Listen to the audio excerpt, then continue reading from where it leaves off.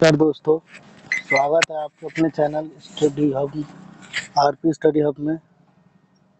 हम कर रहे थे क्लास 12th हिस्ट्री, जिसमें चैप्टर नंबर 2 था हमारा, जिसके अंदर हमने पढ़ा था मौर्य वंश के जानकारी के स्रोत। लास्ट टॉपिक था।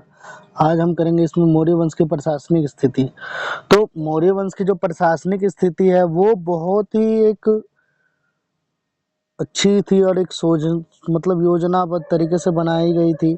जिसमें अगर हम बात करें तो ये मेगास्थनीज की एक पुस्तक है इंडिका, उसमें लिखी गई है। इन्होंने सबसे पहले कहा भाई इनकी ना एक राजनीति और प्रांतीय केंद्र, इनकी ना एक प्रमुख राजधानी थी जैसे पाटलिपुत्र, और बाकी 4 इनकी जो थी वो प्रांतीय राजधानी थी, जैसे तक्षशिला, तोसली, उज्जैनी और स्वर्णगिरी। ये अलग अलग भाग के थे, अलग अलग जगहों को संभालते, क्योंकि हमें पता है जो मौर्य वंश था एक बहुत ही बड़ा साम्राज्य था और पूरे भारत में ये अलग अलग स्थानों पे फैला हुआ था। तो वो एक जगह से ये क्या कर सकते थे, एक जगह से नहीं कर सकते थे ना, मतलब इसके शासन। तो इन्होंने अलग अलग तक्षशिला, तोसनी, उज्जैनी, स्वर्णगिरी, तो अलग अलग जगहों पे इन्होंने अलग अलग पार्ट से इन्होंने करा। इनकी दूसरी सबसे प्रमुख विशेषता ये थी सैन्य संचालन। एक समिति थी और 6 उप समिति थी। जो 6 उप समिति थी उनका कार्य अलग अलग था।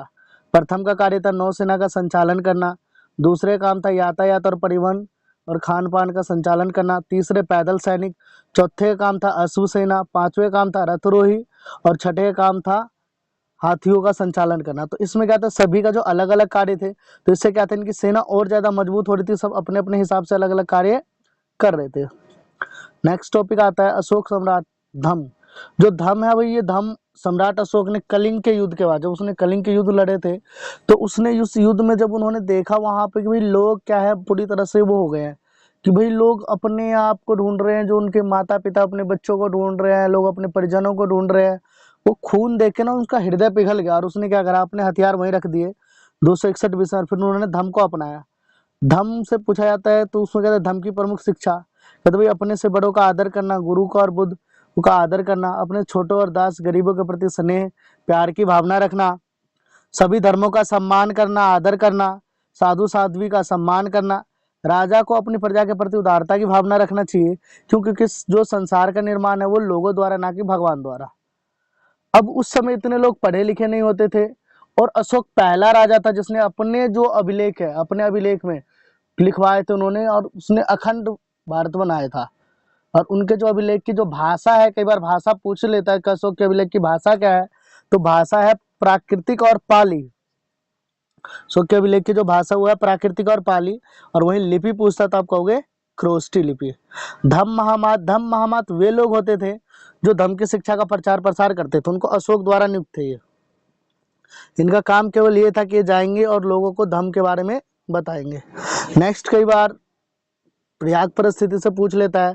तो जो प्रयाग परिस्थिति एक शिलालेख है जो कि गुप्त वंश के महान शासक समुद्रगुप्त के बारे में लिखा गया, उनके गुणों के बारे में लिखा गया है, और इसकी जो रचना है वो समुद्रगुप्त जो दरबारी कवि थे हरिसेन द्वारा की गई है। जो कवि हरिसेन थे उन्होंने की है। देन उसके बाद अग्रहार कई बार पूछ लेता है कि अग्रहार क्या था। तो अग्रहार जो है वो प्राचीन काल में राजा द्वारा ब्राह्मणों को दी जाने वाली भूमि हुआ करती थी, जिसे हम अग्रहार कहते हैं। और ये जो भूमि हुआ करती थी ये सभी प्रकार से राजकीय कर मुक्त होता था। इसमें कोई भी जो व्यक्ति था या कोई भी जो राज्य का अधिकारी था वो वहाँ पे टैक्स लेने कर लेने नहीं जा सकता था, क्योंकि इसमें ना एक सर्टिफिकेट दिया जाता था कि दिया हुआ है जिस व्यक्ति ने दिया उसका नाम, जिसको दिया उसका नाम, ये राजा द्वारा दान दिया गया है और ये सभी प्रकार के टैक्स से मुक्त है, कोई भी व्यक्ति इसमें नहीं।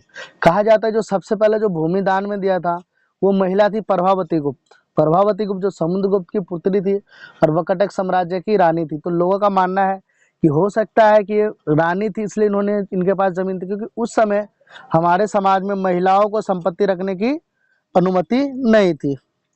अगला आ जाता है भाई प्राचीन भारत में सिक्कों का विकास। तो जो सिक्का थे इसमें आहत सिक्के, तो आहत सिक्के ऐसे सिक्के थे जो पीट पीट के बनाए जाते थे, और ये सबसे पहले मौर्य वंश ने चलाया था। उसके बाद है सोने के सिक्के। तो सोने के शुद्ध सोने के सिक्के जो चलाए वो कुषाण वंश ने चलाया। वहाँ का जो कुषाण वंश का जो राजा था कनिष्क, कनिष्क द्वारा सोने के सिक्के चलाए गए। और फिर अगर आकर्षक या भव्य सोने के सिक्के पूछता है तो वो गुप्त साम्राज्य द्वारा चलाए गए थे, जो कि बहुत ही भव्य सोना था। गुप्त साम्राज्य द्वारा चलाए गए थे जो कि बहुत ही भव्य सोना था। अब नेक्स्ट टॉपिक हमारा अभिलेख साक्ष्यों की सीमा। ये कई बार इंपॉर्टेंट है कि अभिलेख साक्ष्यों की सीमा क्या थी। तो अभिलेख साक्ष्यों की सीमा का मतलब है कुछ कमियां। तो इसमें कमियां क्या थी, कुछ अभिलेख जो है क्षतिग्रस्त हो गए, मतलब कुछ अभिलेख टूट फूट गए जो अब तक पढ़े नहीं जा सके। कुछ अभिलेख जो स्पष्ट नहीं, उत्कीर्ण नहीं है, खोदे नहीं गए, हो सकता है उनको मतलब सही से पढ़ ना पाया, अक्षर कठिन था। गढ़ी और अनसुलझी लिपि, जैसे हम हड़प्पाई लिपि ले लो, अब तक हम उसके बारे में नहीं पढ़ पाए, हड़प्पाई लिपि के अब तक हम आंसर नहीं ढूंढ पाए हैं, ठीक है, हम उसको पढ़ नहीं पाए। एक पक्षीय इतिहास, कई बार ऐसा होता है कि इसको हम पढ़ने से हमें केवल एक ही पक्ष की जानकारी मिलती है, किसी दूसरे पक्ष की जानकारी नहीं मिलती है। अपूर्ण विवरण, कई अभिलेखों में तिथियां तथा महत्वपूर्ण ऐतिहासिक संदर्भ में गलतियां होती है, ठीक है, जो कि हमें कहीं ना कहीं चीज़ों में प्रभाव देती है। तो मोटा मोटी जो हमारा लगभग पूरा चैप्टर यही कंप्लीट होता है। कुछ टॉपिक है जो इम्पोर्टेंट नहीं था आपके लिए, मैंने उसको नहीं लिया है। बाकी मैं जब क्वेश्चन आंसर की सीरीज कराऊंगा तो उसमें आपको सारा करा दूंगा। अपना पूरा सिलेबस बहुत जल्दी हम पूरा कर देंगे। हमारे साथ जुड़े रहे। वीडियो पसंद आए चैनल को लाइक शेयर और सब्सक्राइब करें। Thank you.